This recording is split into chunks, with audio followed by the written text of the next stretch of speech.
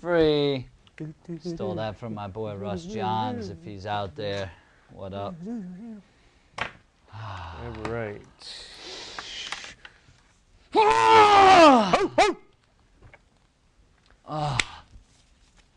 Woo! Look at this thing coming right on my head. I did this last time. See, I can't even fix this. All right, so, I mean, are you okay with this? Because I'm going from this to this. Yeah, I'm fine with that, man. I think Bang it it'll out be in good, 2 minutes. That gives us 18 minutes left. We'll be fine. You'll We'll transition us. Hey, what up, Facebook Live?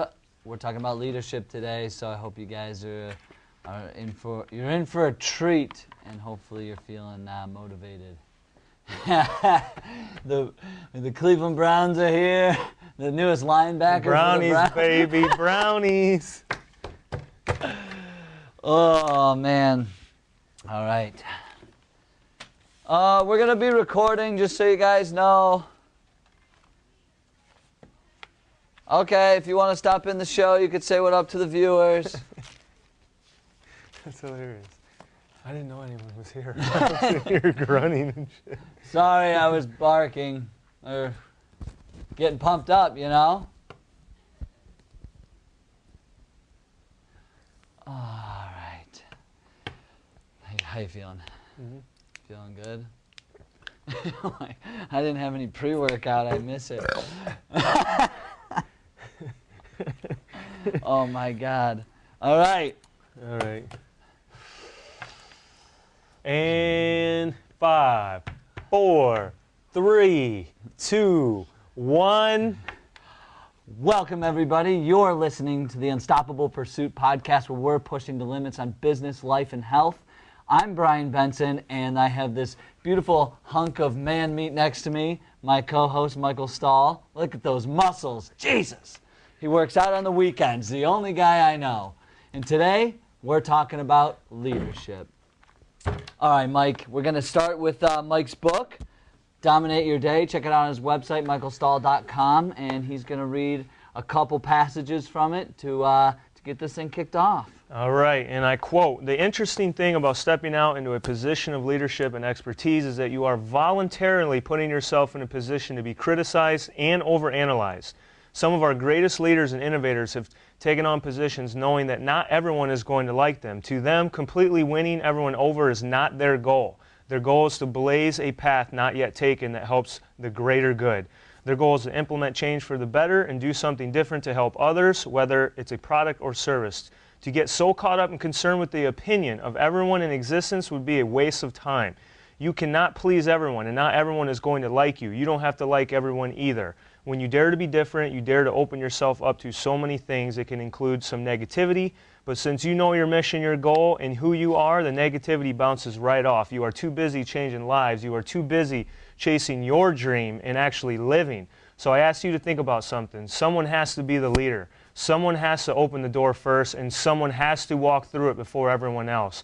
These so-called crazy or different people are not all that different from you. The only difference is that they took a leap of faith to leave their impact and pursue their passion. In the world of false criticism and negativity, remember this, the lion is not concerned with the opinion of the sheep. Whether you get thrown to the wolves or not, if you do, you better come back leading the pack.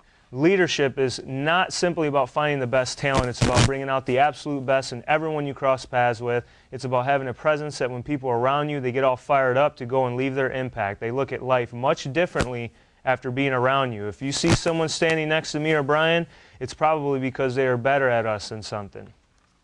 Dude, that was powerful, man. Fire. Super, super powerful.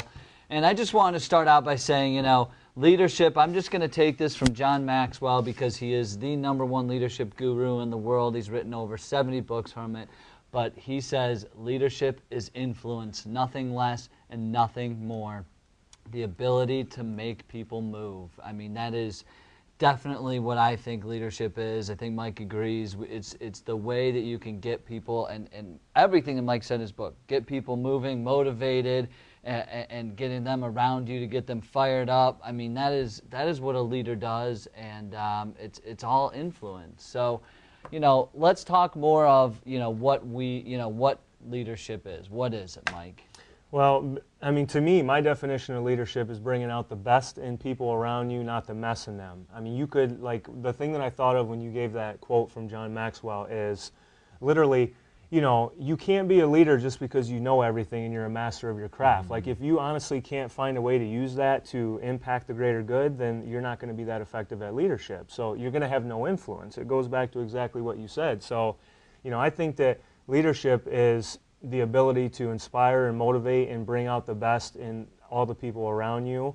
It's not just about your individual self. Yeah, I agree. Leaders hold themselves accountable. They don't, you know, always claim to be the best. You know, they're just visionaries, and they go and they're not afraid to step out from the pack. So, you know, a lot of people have this question, and honestly, you know, some people are and maybe some aren't, but is leadership something that can be learned, or is it something that you're born with? I think both. You know, and you and I talked about this before where, you know, I'll use myself as an example. Like, I naturally, and I'm not trying to toot my own horn or anything here. Beep, beep. Actually, yeah, I am. You know, I'm the greatest. I'm the greatest. No, but, you know, growing up, I always kind of assumed a natural leadership role. And, you know, sometimes that was verbally, sometimes that was non-verbally, but it always, you know, I always wanted to be the first person. I always wanted to make the final decision. So for me, it came natural, but I do believe that if you don't feel like you're a leader early on, you can learn and become a leader down the road. Yeah, I agree 100%. I mean, we all crawled before we walked. I mean, people, you know, I think that there's a certain DNA that can have more naturally born leaders, but I think it is something that can be learned, something that can be practiced, and something that you can do.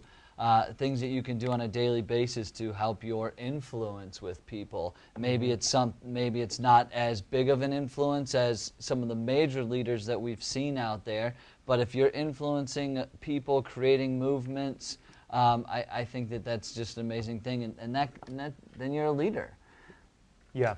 Yeah, I agree totally. And most people would say, well, you know, if I'm not a great leader right now, how do I get better at it? Yeah. And my advice to them would be you have to practice it. You know, you have to put yourself in positions where maybe the final decision comes upon you, or maybe you're the first one that has to do something and be the guinea pig. And you know what? If that's the case, great, do it with confidence. You know, like Dwayne "The Rock" Johnson, I'll quote him. He said, you know, when you come up to a door of opportunity, don't knock. You know, you need to kick the damn door in. Yeah. You know what I mean? Like, that's what is being a leader, is being aggressive and having a sense of urgency. Yeah, absolutely. It's that discipline within you, and it's that decision making that I think is what you're kind of talking about, having that confidence to just make that decision. You know what? Like, a leader isn't afraid to go out there and do it, and then if it fails or it's wrong, it's not the worst thing in the world. That person is a visionary. They go out and they find the next way, you know. It's like,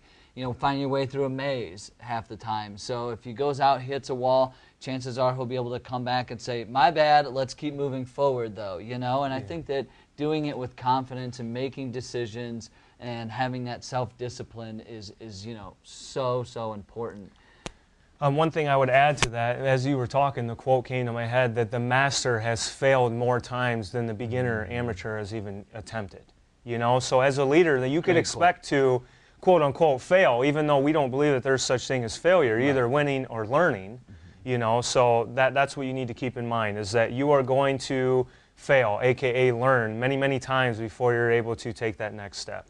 Yeah. So I think, you know, I think we sort of hit on this, but, you know, how do we use, you know, leadership? What are some ways? Well, clearly there's verbal leaders, and then there's, you know, the nonverbal leaders, by just showing by example, just doing. You know, most leaders, you know, I think that there's great to have that outspoken person, you know, that person who's going to stand up and yell and be the biggest cheerleader. But then there's that leader who may be more quiet or a bit more introverted, but he's just getting shit done. You know what I'm saying? Like, that person is just showing by example, and once somebody is leveling up like that, it's hard not to follow. You know what I mean? Yeah, and personally, I've experienced being under leaders that have used both verbal and nonverbal, and I think both are effective. Now, some people respond differently to either or, but, you know, like, for example, in basketball, growing up, like, yeah, I could give a big pep talk in the locker room verbally, get everyone motivated, but I also took it upon myself to go out and try to completely dominate the game where I didn't have to say anything. I just pumped my teammates up from crushing people on the court, you know, and the same thing for you with soccer. Yeah, absolutely. I mean, you have to, you know, you can say a lot of things, you know, a lot of people can say a lot of things, but if you're not executing and going out there and doing it, it's kind of like, I mean, we all saw, you know, behind the scenes in the locker room of like LeBron James. He's a very vocal leader, but if he wasn't going out there scoring 45 points, people would probably be like, well, what the hell is this guy even talking about, you know? So I think there might be a little bit of a difference between like a super motivator and a true, you know, leader. In a lot of ways. But let's dive into the leadership values here and Mike, kind of go through some of like the characteristics of a great leader.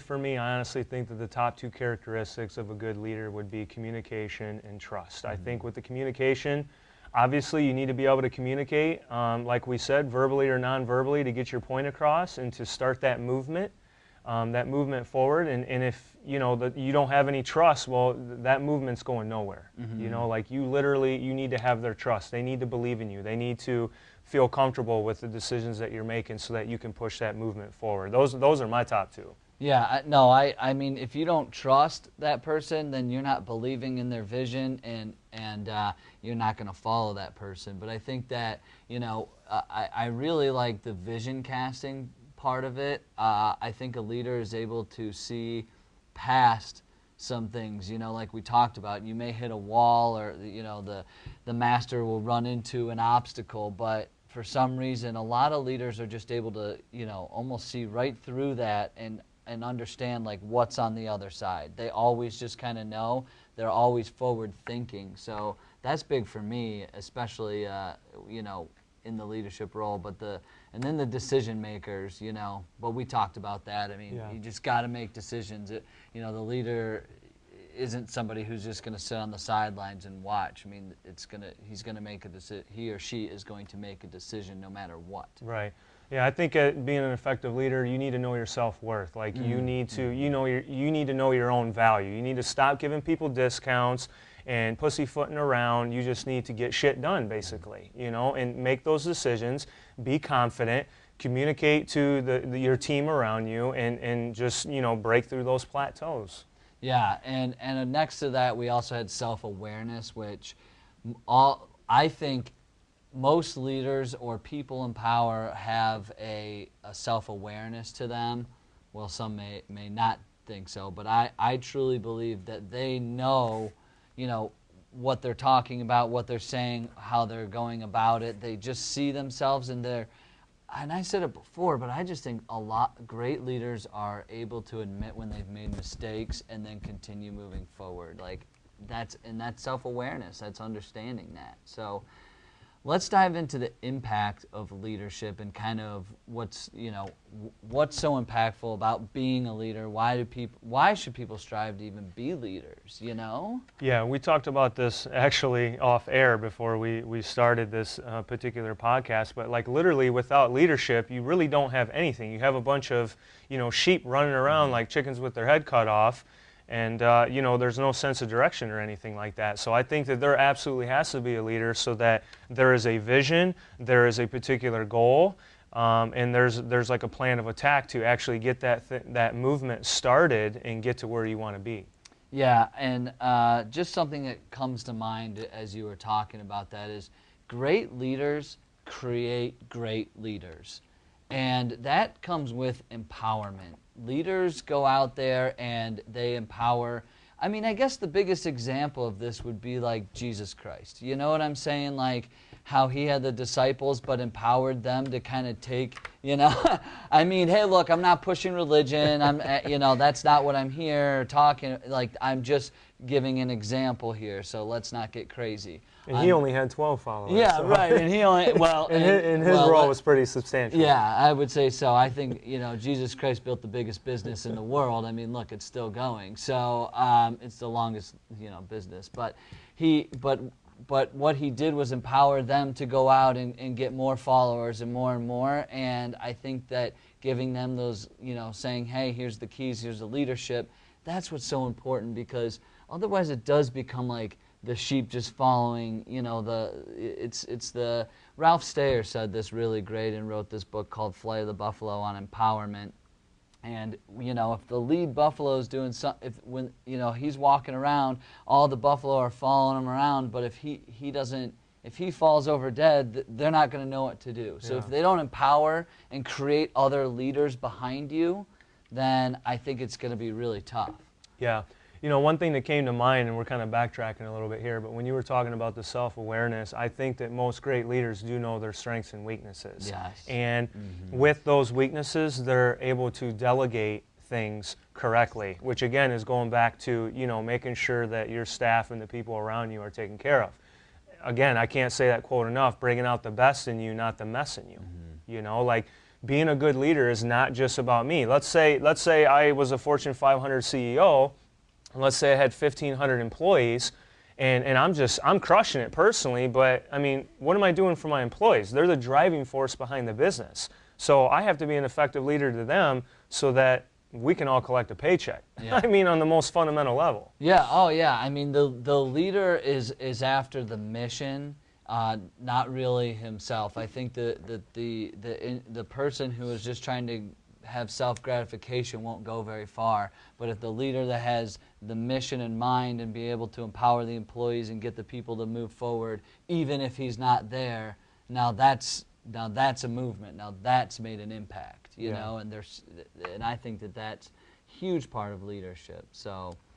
One thing I wanted to add too is, you know, I've learned personally myself, and Brian, you are a great example, is surrounding myself with people that are smarter than me in many different categories. Like, that's one thing that, you know, I've done over the, I'd say probably the past 3 years, is I have reached out and connected with people that are so much smarter, so much better than me, that when I leave the meeting, I'm not, you know, throwing a pity party feeling sorry for myself. Like, I am motivated. I am motivated to invest in myself and to get better at my craft, and being around people like you. I mean, this is the reason why we're doing this podcast right now, is to pay it forward and inspire those that are listening right now in some shape or form. Yeah, dude, that's probably one of the best points that we've made so far, is leaders do surround themselves with really, really great people.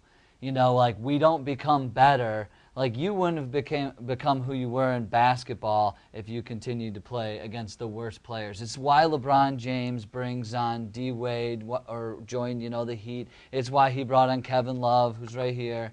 You know, to if you're listening, he's not really here. We have a bobblehead.